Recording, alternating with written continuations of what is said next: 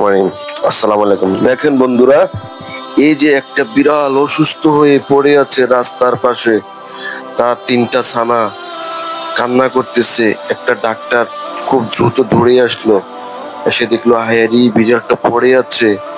এই বিড়ালটার জন্য বাচ্চাগুলো কান্না করতেছে, কিন্তু বিড়ালটার সারা শব্দ নাই, নাড়াচাড়া নাই।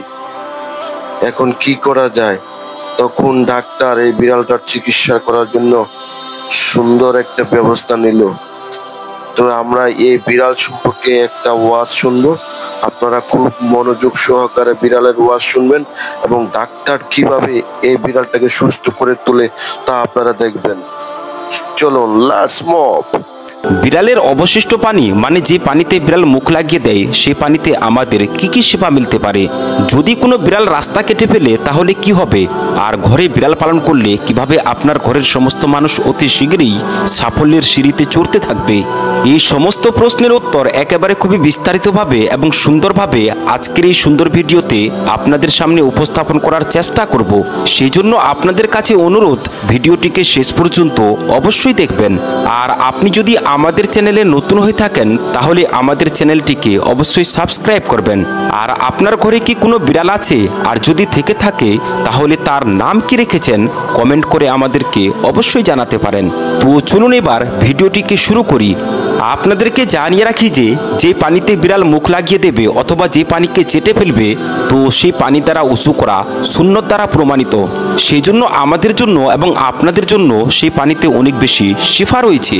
এই পৃথিবীতে উপস্থিত সেই মানুষেরা যারা আইসিইউতে পড়ে আছেন অথবা তাদের অসুস্থতার শেষ পর্যায়ে পৌঁছে গেছেন, আর অসুস্থতাও এমন যে ডাক্তাররা কোনো উত্তর দেয় না অথবা সম্ভবত ডাক্তাররা উত্তর দিয়ে দিয়েছেন, তাহলে বিড়ালের অবশিষ্ট পানি দ্বারা রোগীকে উঁচু করান, অথবা যদি হতে পারে তাহলে তাকে সম্পূর্ণভাবে স্নান করান। এমনটি করলে মনে রাখবেন, বিছানায় শুয়ে থাকা রোগীও হাঁটতে শুরু করবে। রোগীর রিপোর্ট এবং ডাক্তারদের মনোভাব আপনি নিজের চোখেই পরিবর্তন হতে দেখতে পাবেন।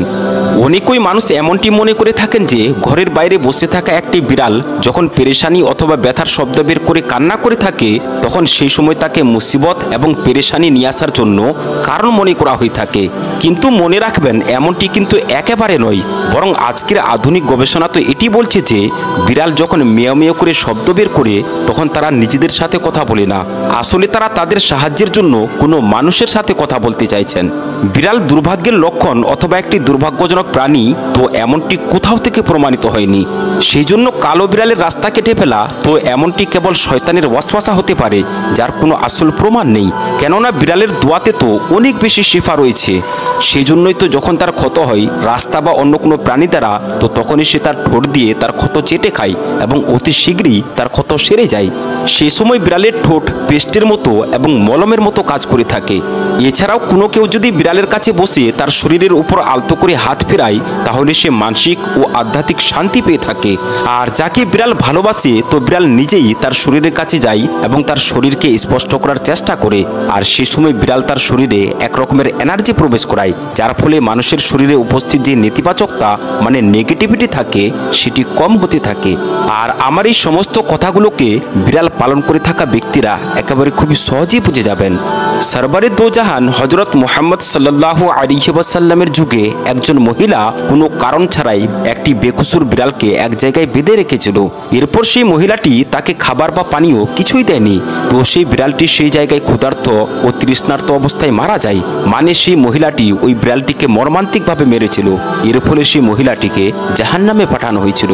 এখানে ভাবার বিষয় হলো যে যদি বিড়ালের উপর জুলুম করার কারণে এত বড় শাস্তি পেতে হয়, তাহলে কোনো বিড়ালের সেবা যত্ন করে আপনি অসংখ্য নেকিও পেতে পারেন। চলুন এবার আপনাদেরকে একটি সত্য ঘটনা জানাই, যেটিকে একজন ব্যক্তি তার শৈশববেলায় দেখে থাকা একটি সত্য ঘটনা এমনভাবে বর্ণনা করেন। তিনি বলেন, আমাদের শৈশববেলায় একজন মহিলা থাকতেন।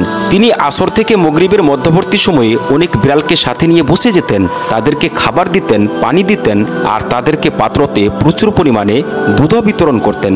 সেই মহিলাটি ছিলেন একজন বৃদ্ধা মহিলা। তার বাবা, ছেলে, স্বামী বা অন্য কেউ ছিল না। এর সঙ্গে সঙ্গে তার কোনো আয়ের উৎস ছিল না।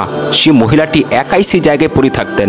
এছাড়াও যখন কোনো ব্যক্তি তার কাছে সাহায্য নেওয়ার জন্য আসতো, তখন সেই মহিলাটি তাকে অনেক বেশি পরিমাণে রেশন দিতেন, কাপড় দিতেন এবং টাকা পয়সা দিতেন।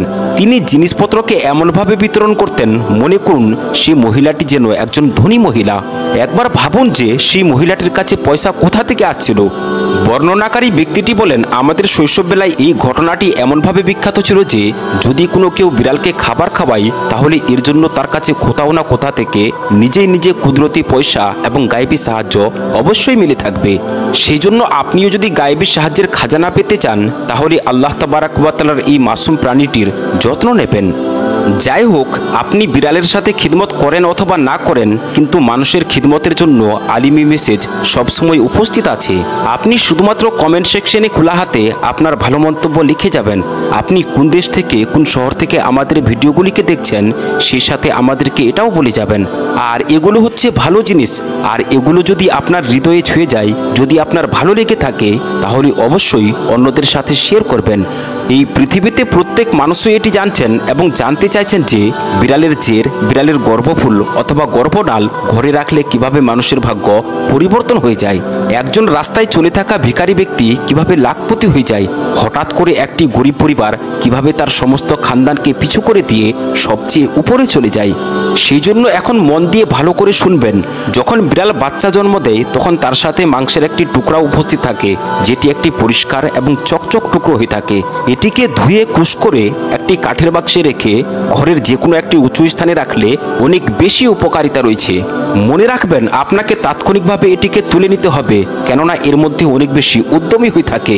বিড়াল সেটিকে মানে মাংসের সেই টুকরোকে সেই সময় আবার খেয়ে ফেলে। বিড়ালের জের, গর্ভফুল, গর্ভনাল আপনাদের ভাষায় এটিকে যা কিছু বলে থাকুক না কেন, মনে রাখবেন আপনি যদি এটিকে পেয়ে নেন তাহলে পৃথিবী আপনার ভাগ্য, আপনার পরিস্থিতির পরিবর্তন হতে দেখবে।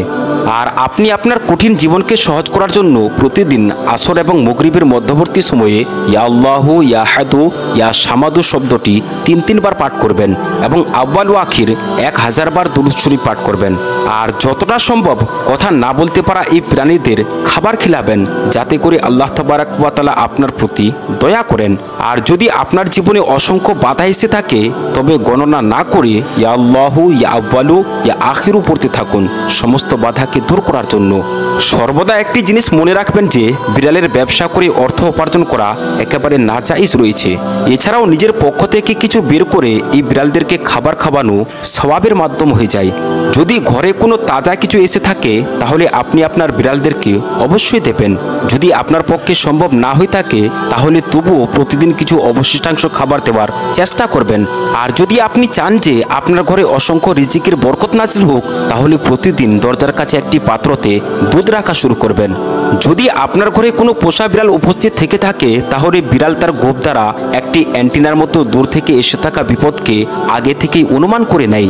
আমরা আপনাদেরকে কিছুক্ষণ আগে বলেছিলাম যে বিড়াল যদি কান্না করে তাহলে কোনো চিন্তা করবেন না, কেননা এর কান্না কোনো মুসিবত ও ঝামেলা বয়ে আনে না, বরং এটা আপনাকে বলে থাকে যে আপনি যেন সমস্ত বালা মুসিবত থেকে বেঁচে থাকতে পারেন। এবার দুইটি কথা খুবই মনোযোগ দিয়ে শুনবেন। প্রথমত, রিওয়ায়াতের মধ্যে বর্ণিত হয়েছে যে যদি আপনি কোনো বিড়ালকে কোথাও থেকে ভাগাতে চান তাহলে তাকে মেরে আঘাত করে তাড়িয়ে দেওয়া উচিত নয়, বরং আপনাকে তুলোর গলা নিয়ে এমনভাবে তাকে আঘাত করতে হবে যাতে করে সে তাকে স্পর্শ করে এবং বিড়ালটি সেখান থেকে চলে যায়। বিড়াল পালন করা আমাদের জন্য কেন বরকতময় শুনুন। হযরত আবু হুরায়রা রাদিয়াল্লাহু তাআলা আনহু বিড়ালদের সাথে অত্যন্ত ভালোবাসা এবং তাদের প্রতি অনেক বেশি স্নেহ প্রদর্শন করতেন। সেজন্য তাদের পন্থা অবলম্বন করা আমাদের উপর একেবারে জরুরি হবে। এই জন্যই যখনই আপনি কোনো কোথাও বিড়ালকে দেখবেন তখনই তাকে কিছু ভালোবাসা এবং স্নেহ দেবেন, যাতে করে আল্লাহ তাবারাক ওয়া তাআলার রহমত এবং বরকত প্রচুর পরিমাণে আপনার উপর নাজিল হয়ে থাকে।